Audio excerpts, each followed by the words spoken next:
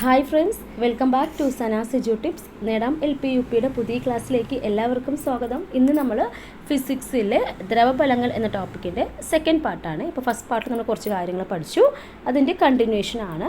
SCERT standard 9 first ചാപ്റ്ററിലാണ് ഈ ഒരു ഭാഗങ്ങളൊക്കെ വരുന്നത്. ഒക്കെ ഇൻക്ലൂഡ് ചെയ്തിട്ടുണ്ട്, എക്സ്ട്രാ പോയിൻറ്റ്സും ഇൻക്ലൂഡ് ചെയ്തിട്ടുണ്ട്. ഓക്കെ അല്ലേ? അപ്പോൾ പോവാം നമ്മുടെ ക്ലാസ്സിലോട്ട്. ഇന്ന് പഠിക്കാൻ പോകുന്ന ടോപ്പിക്ക്, ഫസ്റ്റ് പഠിക്കാൻ പോകുന്നത് കേശികത്വം, കാപ്പിലാരിറ്റി എന്താണെന്നുള്ള കാര്യം നമുക്ക് ആദ്യം നോക്കാം. ഒരു നേരിയ കുഴലിലൂടെയോ അല്ലെങ്കിൽ സൂക്ഷ്മ സുഷിരങ്ങളിലൂടെയോ ദ്രാവകങ്ങൾ സ്വാഭാവികമായി സംഭവിക്കും, ഉയരുകയോ താഴുകയോ ചെയ്യും അല്ലേ? അപ്പോൾ ആ ഒരു പ്രതിഭാസത്തിനാണ് നമ്മൾ എന്ത് പറയുക, കേശികത്വം അല്ലെങ്കിൽ കാപ്പിലാരിറ്റി എന്ന് പറയുന്നത്. അപ്പോൾ ഒരു നേരിയ കുഴലിലൂടെയോ അല്ലെങ്കിൽ സൂക്ഷ്മ സുഷിരങ്ങളിലൂടെയോ ദ്രാവകങ്ങൾ സ്വാഭാവികമായിട്ട് എന്ത് ചെയ്യും, ഉയരുകയോ താഴുകയോ ചെയ്യുന്ന പ്രതിഭാസമാണ് കേശികത്വം, കാപ്പിലാരിറ്റി എന്ന് പറയുന്നത്. ഇനി ഈ കേശികത്വത്തിന് ഉദാഹരണങ്ങൾ, എക്സാമ്പിൾസ് പഠിച്ചു വെക്കണം അല്ലേ? അപ്പോൾ എന്തൊക്കെയാണെന്ന് നോക്കാം നമുക്ക്. വിളക്ക് തിരിയിൽ എണ്ണ മുകളിലേക്ക് കയറുന്നത് കേശികത്വത്തിന് ഉദാഹരണമായി നമുക്ക് പറയാൻ പറ്റും. വേര് മണ്ണിൽ നിന്നും ജലം വലിച്ചെടുക്കുന്നത്, അതുപോലെ തന്നെ ചോക്ക് ഉപയോഗിച്ച് മഷി ആഗിരണം ചെയ്യുന്നത്, മഴക്കാലത്ത് ചുമരുകളിൽ നനവ് പടരുന്നത്, കോട്ടൺ തുണി കൊണ്ട് വിയർപ്പ് ഒപ്പിയെടുക്കുന്നത്, അതുപോലെ ഫൗണ്ടൈൻ പേന പ്രവർത്തിക്കുന്നതിൻ്റെ ഒക്കെ എന്താണ് ഈ പറഞ്ഞ കാപ്പിലാരിറ്റി അല്ലെങ്കിൽ കേശികത്വത്തിന് ഉദാഹരണങ്ങളായിട്ട് നമുക്ക് പറയാൻ സാധിക്കും. ഓക്കെ ആണല്ലോ. ഇനി കേശികത്വ സ്വഭാവത്തിനുള്ള കാരണം എന്താണെന്ന് നമുക്കൊന്ന് അറിയണം. അപ്പോൾ കേശികത്വ സ്വഭാവത്തിന് കാരണം 3 ആണ്. പ്രതല ബലം, അതായത് സർഫസ് ടെൻഷൻ എന്ന് പറയും. Then adhesion and cohesion. Okay, അപ്പോൾ കേശികത്വ സ്വഭാവത്തിനുള്ള കാരണം ഏതൊക്കെയാണ്? 3 ആണ്. പ്രതല ബലം, സർഫസ് ടെൻഷൻ എന്ന് ഇംഗ്ലീഷിൽ പറയും, ആൻഡ് അഡീഷൻ ആൻഡ് കൊഹിഷൻ. അപ്പോൾ ഈ ഓരോന്നും എന്താണെന്നുള്ള കാര്യം നമുക്ക് ഡീറ്റെയിൽഡ് ആയിട്ട് പഠിക്കാം. അതുമായി ബന്ധപ്പെട്ട ക്വസ്റ്റ്യൻസ് ഒക്കെ കണ്ടിട്ടുണ്ട് എക്സാമിൽ. ഓക്കെ അല്ലേ? അപ്പോൾ ഓരോന്ന് നമുക്ക് നോക്കാം. അഡീഷൻ ആൻഡ് കൊഹിഷൻ ബലങ്ങൾ എന്താ, അഡീസീവ് ആൻഡ് കൊഹിസീവ് ഫോഴ്സസ് എന്താണെന്നുള്ള കാര്യം നമുക്ക് നോക്കാം. വ്യത്യസ്ത ഇനം തന്മാത്രകൾ തമ്മിലുള്ള ആകർഷണ ബലത്തിനാണ് നമ്മൾ എന്ത് പറയുക, അഡീഷൻ ബലം എന്ന് പറയുന്നത്. വ്യത്യസ്ത ഇനം തന്മാത്രകൾ തമ്മിലുള്ള ആകർഷണ ബലമാണ് അഡീഷൻ ബലം എന്ന് പറയുന്നത്. ഇപ്പോൾ ജലത്തുള്ളികളെ ജനൽ ഗ്ലാസ്സിൽ ഒട്ടിച്ച് നിർത്തുന്ന ബലം ഏതാണെന്ന് ചോദിച്ചാൽ ഏതാണ്? ഈ പറഞ്ഞ അഡീഷൻ ബലമാണ് കേട്ടോ. ദെൻ ചോക്ക് ഉപയോഗിച്ച് ബ്ലാക്ക് ബോർഡിൽ വരച്ചാൽ ചോക്ക് കണങ്ങൾ ബ്ലാക്ക് ബോർഡിൽ പറ്റി പിടിക്കാനുള്ള കാരണം ചോദിച്ചാലും എന്താണ്? അഡീഷൻ ഫോഴ്സ്, അഡീസീവ് ഫോഴ്സ് തന്നെയാണ് കേട്ടോ. ഇനി അടുത്ത് നോക്കാം, അടുത്ത കുറച്ച് എക്സാമ്പിൾ നോക്കാം. ഈർക്കിൽ ജലത്തിൽ മുക്കി ഉയർത്തിയാൽ ജലം അതിൽ പറ്റിപ്പിടിച്ചിരിക്കാനുള്ള കാരണം ചോദിച്ചാൽ അതും അഡീഷൻ ബലം തന്നെയാണ്. ദെൻ വിയർക്കുമ്പോൾ വസ്ത്രങ്ങൾ അതുപോലെ തന്നെ നമ്മുടെ ശരീരത്തോട് ഒട്ടിച്ചേർന്ന് കിടക്കുന്നതിനുള്ള കാരണം എന്തുതന്നെയാണ്? ഈ പറഞ്ഞ അഡീഷൻ ബലം തന്നെയാണ്. അപ്പോൾ അഡീസീവ് ഫോഴ്സാണ്. അപ്പോൾ ഇത്രയും എക്സാമ്പിൾസ് ഒക്കെ പഠിച്ചു വെക്കണം. ഏതെങ്കിലുമൊക്കെ ഒന്നൊക്കെ നമുക്ക് എക്സാമിന് ചോദിക്കാൻ സാധ്യത കൂടുതലാണ്. അപ്പോൾ SCERTയിലും ഇങ്ങനത്തെ എക്സാമ്പിൾസ് ഒക്കെ പറയുന്നുണ്ട്, സോ ശ്രദ്ധിക്കണം. ഓക്കെ അല്ലേ? ഇനി നമുക്ക് അടുത്ത് കൊഹിസീവ് ഫോഴ്സ് എന്താണെന്ന് നോക്കാം. ഒരേ ഇനം തന്മാത്രകൾ തമ്മിലുള്ള ആകർഷണ ബലമാണ് കൊഹിഷൻ ബലം എന്ന് പറയുന്നത്. അപ്പം വ്യത്യസ്ത ഇനമാണ്, ശ്രദ്ധിക്കുക. വ്യത്യസ്ത ഇനം തന്മാത്രകൾ തമ്മിലുള്ള ആകർഷണ ബലമാണ് അഡീഷൻ ബലം എന്ന് പറയുന്നത്. ഒരേ ഇനം തന്മാത്രകൾ തമ്മിലുള്ള ആകർഷണ ബലം എന്ന് പറയും കൊഹിഷൻ ബലം എന്ന് പറയും. ജലത്തുള്ളിയിലെ തന്മാത്രകൾ തമ്മിൽ ചേർത്ത് നിർത്തുന്നത് ഏതാണ്?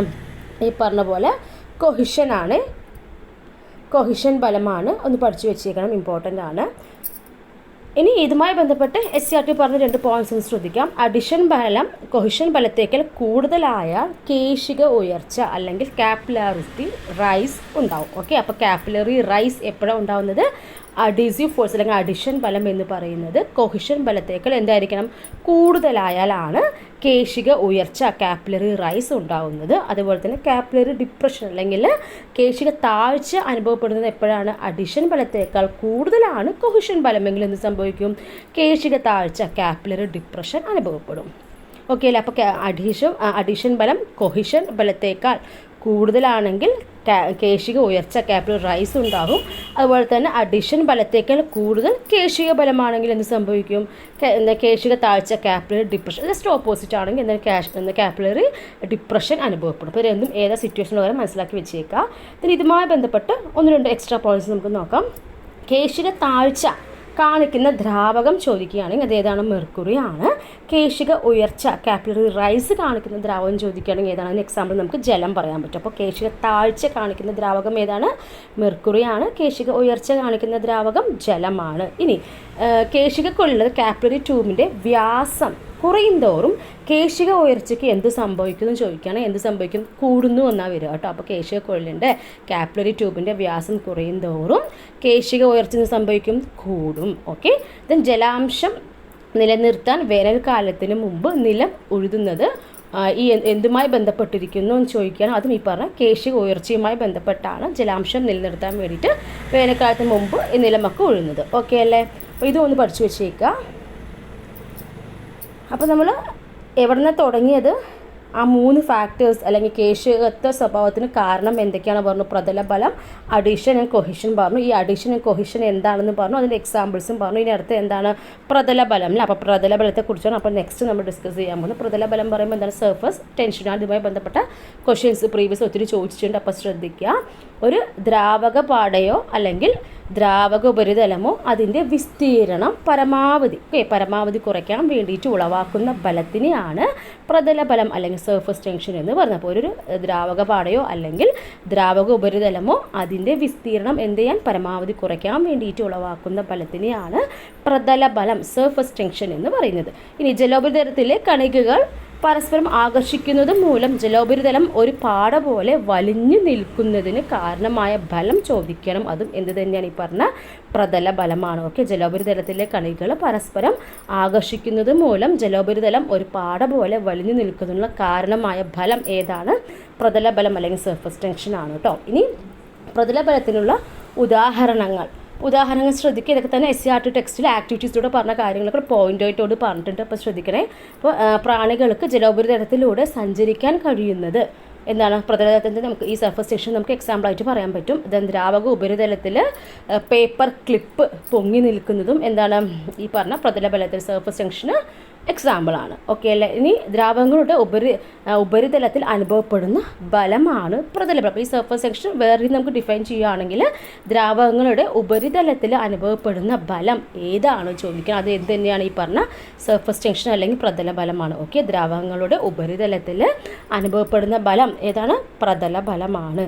ഇനി ഈ പറഞ്ഞ പ്രതലബലത്തിന് അടിസ്ഥാനം എന്താണെന്ന് ചോദിക്കുകയാണെങ്കിൽ ദ്രാവക തന്മാത്രകളുടെ കൊഹിഷനാണ് പ്രതലബലത്തിന് അടിസ്ഥാനം. അപ്പോൾ ഈ സർഫസ് ടെൻഷൻ്റെ ബേസിക് എന്ന് പറയുന്നത് എന്താണ്? ദ്രാവക തന്മാത്രകളുടെ കൊഹിഷനാണ് പ്രതലബലത്തിന് അടിസ്ഥാനം എന്ന് പറയുന്നത്. ഇനി പ്രതലബലം അനുഭവപ്പെടുന്നത് എങ്ങനെയാണെന്ന് ചോദിക്കുകയാണെങ്കിൽ പ്രതലത്തിന് സമാന്തരമായിട്ടാണ്. അപ്പോൾ പ്രതലബലം അനുഭവപ്പെടുന്നത് എങ്ങനെയായിരിക്കും? പ്രതലത്തിന് ആ ഒരു സർഫസിന് സമാന്തരമായിട്ടായിരിക്കും. പ്രതലബലം ഒരു ദ്രാവകത്തിൻ്റെ പ്രതല പരപ്പളവ് കുറയ്ക്കുന്ന തരത്തിലാണ് അനുഭവപ്പെടുന്നത്. അപ്പോൾ നമ്മൾ ആ ഡെഫിനിഷൻ തന്നെ പറഞ്ഞു അല്ലേ? പ്രതലബലം എന്ന് പറഞ്ഞ ഒരു ദ്രാവകത്തിൻ്റെ പ്രതല പരപ്പളവിന് കുറയ്ക്കുന്ന തരത്തിലായിരിക്കും അനുഭവപ്പെടുന്നത്. ഇനി ഒരു നിശ്ചിത മാസ് പദാർത്ഥത്തിൽ ഉപരിതല പരപ്പളവ് ഏറ്റവും കുറഞ്ഞിരിക്കുന്നത് ഏത് ആകൃതിയിലായിരിക്കുമ്പോഴാണെന്ന് ചോദിക്കണം. എപ്പോഴാണ്? ഗോളാകൃതിയിലായിരിക്കും കേട്ടോ. അപ്പോൾ ഒരു നിശ്ചിത മാസ് പദാർത്ഥത്തിന് ഉപരിതല പരപ്പളവ് ഏറ്റവും കുറഞ്ഞിരിക്കുന്നത് ഗോളാകൃതിയിലായിരിക്കുമ്പോഴാണ്. ഇനി നോക്കാം. ഒരു എക്സാമ്പിൾ രൂപത്തിൽ ചോദിക്കാൻ പറ്റുന്ന ആപ്ലിക്കേഷനിലെ ഒരു ക്വസ്റ്റ്യൻസ് ആണ്. ഒരു ബ്രഷിൻ്റെ നാരുകൾ വെള്ളത്തിൽ മുക്കുന്നതിന് മുമ്പ് നമുക്ക് എങ്ങനെയായിരിക്കും? വിടർന്നായിരിക്കും നിൽക്കുക അല്ലേ? സോ ഒരു ബ്രഷിൻ്റെ നാരുകൾ വെള്ളത്തിൽ മുക്കുന്നതിന് മുമ്പ് വിടർന്ന് നിൽക്കുന്നതായും പിന്നെ വെള്ളത്തിൽ മുക്കുമ്പോൾ എന്ത് സംഭവിക്കും? ഒരുമിച്ച് കൂടി നിൽക്കുന്നതായും കാണപ്പെടാനുള്ള കാരണം എന്താണ് ചോദിക്കുകയാണെങ്കിൽ അതെന്താണ്? പ്രതലബലം അല്ലെങ്കിൽ സർഫസ് ടെൻഷനാണ്. ഇനി മഴത്തുള്ളികളുടെ ഗോളാകൃതിക്ക് കാരണം, ഇത് പ്രീവിയസ്ലി ഒത്തിരി ചോദിച്ച ക്വസ്റ്റ്യൻ ആണ്. എന്താണ്? പ്രതലബലമാണ്. ഒരു ദ്രാവകത്തെ ചൂടാക്കുമ്പോൾ പ്രതലബലം എന്ത് സംഭവിക്കുന്നു? ഇതും ഇമ്പോർട്ടൻ്റ് ആണ്. എന്താണ്? കുറയും എന്നുള്ളതാണ് കേട്ടോ. അപ്പോൾ ഒരു ദ്രാവകത്തെ ചൂടാക്കുന്ന സമയത്ത് അതിൻ്റെ സർഫസ് ടെൻഷൻ സംഭവിക്കും? കുറയും. അതുപോലെ തന്നെ മഴത്തുള്ളികളുടെ ഗോളാകൃതിക്ക് കാരണം പ്രീവിയസ് ഇയർ ക്വസ്റ്റ്യൻ ആണ്, പ്രതലബലമാണ്. ക്ലിയർ ആയല്ലോ? അപ്പോൾ ഇത്രയാണ് നമുക്ക് പഠിക്കേണ്ടതായിട്ടുള്ളത്. ഇനി കുറച്ചും കൂടി ഒരു പോയിന്റും കൂടി, ഒരു ടോപ്പിക്കും കൂടി നമുക്ക് ഇൻക്ലൂഡ് ചെയ്തിട്ട് ഈ ഒരു ഭാഗം കംപ്ലീറ്റ് ചെയ്യാം കേട്ടോ. അപ്പോൾ നോക്കാം വിസ്കസ് ബലം എന്താണെന്ന് നോക്കാം. ചലിച്ചുകൊണ്ടിരിക്കുന്ന ദ്രാവക പടലങ്ങൾക്കിടയിൽ അവയുടെ ആപേക്ഷിക ചലനത്തെ തടസ്സപ്പെടുത്തുന്ന വിധത്തിൽ പടലങ്ങൾ സമാന്തരമായിട്ട് പ്രവർത്തിക്കുന്ന ഒരു ഘർഷണ ബലമാണ് ഈ പറഞ്ഞ വിസ്കസ് ബലം അല്ലെങ്കിൽ വിസ്കസ് ഫോഴ്സ് എന്ന്. അപ്പോൾ ജസ്റ്റ് ഒരു ഡെഫിനേഷൻ ആട്ടോ. ചലിച്ചുകൊണ്ടിരിക്കുന്ന ദ്രാവക പടലങ്ങൾക്കിടയിൽ അവയുടെ ആപേക്ഷിക ചലനത്തെ തടസ്സപ്പെടുത്തുന്ന വിധത്തിൽ പടലങ്ങൾക്ക് സമാന്തരമായിട്ട് പ്രവർത്തിക്കുന്ന ഒരു ഘർഷണ ബലത്തിനെയാണ് നമ്മൾ വിസ്കസ് ബലം എന്ന് ഡിഫൈൻ ചെയ്യാൻ പറ്റുന്നത്. ഓക്കെ അല്ലേ? അപ്പോൾ ഇനി വിസ്കസിറ്റി നമുക്ക് ക്വസ്റ്റ്യൻ പേപ്പറിൽ കാണാൻ പറ്റുന്ന ഒരു സംഭവമാണ്. അപ്പോൾ അതെന്താണെന്ന് നോക്കാം. ദ്രാവക പടലങ്ങൾ തമ്മിലുള്ള ആപേക്ഷിക ചലനം കുറയ്ക്കത്തക്ക വിധത്തിൽ അവയ്ക്കിടയിൽ ബലം ഉളവാക്കുവാനുള്ള ദ്രാവകത്തിൻ്റെ ഒരു സവിശേഷ ഒരു പെക്യുലാരിറ്റിയാണ് നമ്മൾ വിസ്കസിറ്റി എന്ന് പറയുന്നത്. അപ്പോൾ ദ്രാവക പടലങ്ങൾ തമ്മിലുള്ള ആപേക്ഷിക ചലനം കുറയ്ക്കത്തക്ക വിധത്തിൽ അവയ്ക്കിടയിൽ എന്താണ് ബലം ഉളവാക്കുന്ന ദ്രാവകത്തിൻ്റെ ഒരു സവിശേഷ പ്രത്യേകതയാണല്ലോ സ്വഭാവമാണ് വിസ്കസിറ്റി എന്ന് പറയുന്നത്. അപ്പോൾ ഈ വിസ്കസിറ്റിയുടെ യൂണിറ്റ് എന്താണ്? പോയിസും അല്ലെങ്കിൽ പാസ്കൽ സെക്കൻഡ്. അപ്പോൾ ഇത് SI യൂണിറ്റ് അതിന് എന്താണ്? Pascal second. വിസ്കസിറ്റിയുടെ യൂണിറ്റ് ഒന്ന് പഠിച്ചു വയ്ക്കുക. പാസ്കൽ സെക്കൻഡ് എന്നുള്ളതും അതുപോലെ പോയിസ് എന്നുള്ളതും പഠിച്ചു വയ്ക്കുക. ഇനി ഇതുമായി ബന്ധപ്പെട്ട ഒരു 3 പോയിന്റ്സ് നമുക്ക് പഠിക്കാം. എന്താണ് viscous liquids, mobile liquids, super ഫ്ലൂയിഡുകൾ എന്നുള്ള കാര്യം നമുക്ക് പഠിക്കാം. വിസ്കസിറ്റി കൂടിയവയെ നമ്മൾ എന്ത് പറയും? വിസ്കസ് ദ്രാവകങ്ങൾ, വിസ്കസ് ലിക്വിഡ്സ് എന്ന് പറയും. വിസ്കസിറ്റി കൂടുതൽ നമ്മൾ എന്ത് പറയും? എന്താണ്? വിസ്കസ് ലിക്വിഡ്സ് അല്ലെങ്കിൽ വിസ്കസ് ദ്രാവകങ്ങൾ എന്ന് പറയും.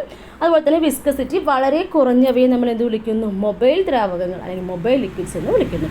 ഓക്കെ, അപ്പോൾ വിസ്കസിറ്റി കൂടിയവയെ വിസ്കസ് ദ്രാവകങ്ങൾ, വിസ്കസ് ലിക്വിഡ്സ് എന്നും, അതുപോലെ തന്നെ വിസ്കസിറ്റി വളരെ കുറഞ്ഞവയെ നമ്മൾ എന്ത് വിളിക്കുന്നു? മൊബൈൽ ദ്രാവകങ്ങൾ, മൊബൈൽ ലിക്വിഡ്സ് എന്ന് വിളിക്കുന്നു. ഇനി ഒന്നും കൂടി ഉണ്ട്, സൂപ്പർ ഫ്ലൂയിഡ് പറയുന്ന സംഭവം. അതെന്താ നോക്കാം. വിസ്കസിറ്റി ഇല്ലാത്ത ദ്രാവകങ്ങൾ നമ്മൾ എന്ത് വിളിക്കുന്നു? സൂപ്പർ ഫ്ലൂയിഡുകൾ എന്നാണ് വിളിക്കുക. അപ്പോൾ വിസ്കസിറ്റി ഇല്ലാത്ത ദ്രാവകങ്ങളാണ് സൂപ്പർ ഫ്ലൂയിഡുകൾ എന്ന് പറയുന്നത്. ഓക്കെ അല്ലേ? ഇനി അടുത്തൊരു ഇമ്പോർട്ടൻറ്റ് ഫാക്റ്റാണ്, പ്രീവിയസ് ഇയർ ക്വസ്റ്റ്യനിലൊക്കെ ചോദിച്ചതാണ്. നോക്കാം. താപനില വർദ്ധിക്കുമ്പോൾ ദ്രാവകങ്ങളുടെ വിസ്കസിറ്റിക്ക് എന്ത് സംഭവിക്കും? കുറയുന്നു എന്നാണ്. ഓക്കെ, താപനില വർദ്ധിക്കുന്ന സമയത്ത് ദ്രാവകങ്ങളുടെ വിസ്കസിറ്റി എന്ത് സംഭവിക്കുന്നു? കുറയും. വിസ്കസിറ്റി കുറയാണ് ചെയ്യുക. ഇനി വിസ്കസിറ്റി കൂടിയ ദ്രാവകങ്ങളും വിസ്കസിറ്റി കുറഞ്ഞ ദ്രാവകങ്ങളും ടേബിളൈസ് ചെയ്ത് പഠിക്കാനുണ്ട്. ഇമ്പോർട്ടൻ്റ് ആണ്. ഇതുമായി ബന്ധപ്പെട്ട് ക്വസ്റ്റ്യൻസ് നമുക്ക് സ്റ്റേറ്റ്മെൻറ്റ് ടൈപ്പ് ക്വസ്റ്റ്യൻസ് ഒക്കെ ചോദിക്കാൻ ചാൻസ് ഉണ്ട്. അപ്പോൾ നോക്കാം. വിസ്കസിറ്റി കൂടിയ ദ്രാവകങ്ങൾ ഏതൊക്കെയാണ്? തേന്, ഗ്ലിസറിന്, നെയ്യ്, ആവണക്കെണ്ണയൊക്കെ എന്താണ്? വിസ്കസിറ്റി കൂടിയ ദ്രാവകങ്ങളാണ്. വിസ്കസിറ്റി കുറഞ്ഞ ദ്രാവകങ്ങൾക്ക് എക്സാമ്പിൾ ഏതാണ്? മണ്ണെണ്ണ, ജലം, പെട്രോള്, സ്പിരിറ്റ്. ഇതൊക്കെ നമുക്ക് എന്ത് പറയാം? വിസ്കസിറ്റി കുറഞ്ഞ ദ്രാവകങ്ങളാണ്. മണ്ണെണ്ണ, ജലം, പെട്രോൾ, സ്പിരിറ്റ്. അപ്പോൾ കൂടിയതും കുറഞ്ഞതൊക്കെ പഠിച്ചു വയ്ക്കുക. ചിലപ്പോൾ എന്തെങ്കിലും ഓഡ് വൺ ഔട്ട് എന്ന രീതിയിലൊക്കെ നമുക്ക് ക്വസ്റ്റ്യൻസ് ചോദിക്കാൻ ചാൻസസ് ഉണ്ട്. ക്ലിയർ ആയല്ലോ? അപ്പോൾ ഇത്രയൊക്കെ തന്നെ ഉള്ളൂ. എക്സ്ട്രാ പോയിൻറ്റ്സും SC ആർട്ടിൽ വരുന്ന ഭാഗങ്ങളൊക്കെ. അപ്പോൾ നമുക്ക് നെക്സ്റ്റ് ടോപ്പിക്ക്, അപ്പോൾ ഈ ഒരു ടോപ്പിക്ക് നമ്മളിവിടെ വൈൻഡ് അപ്പ് ചെയ്യുകയാണ്. അടുത്ത് നമുക്ക് സ്ഥിതവൈദ്യുതി, ധാരാവൈദ്യുതി, വൈദ്യുത പ്രവാഹത്തിൻ്റെ ഫലങ്ങൾ. അപ്പോൾ നമ്മൾ ടോപ്പിക് ഏകദേശം കഴിയാറായിക്കൊണ്ടിരിക്കുന്നു. അല്ലെങ്കിൽ കുറച്ചും കൂടിയേ ഉള്ളൂ. അപ്പോൾ നെക്സ്റ്റ് ക്ലാസ്സിൽ നമുക്ക് ഈ ഒരു ഭാഗം പഠിക്കാം.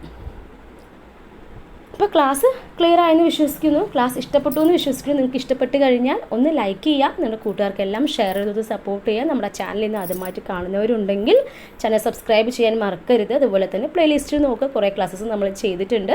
അപ്പോൾ കറക്റ്റായിട്ട് ഫോളോ ചെയ്ത് പഠിക്കാൻ ശ്രമിക്കുക. ഓക്കെ അല്ലേ? Keep watching all. Thank you.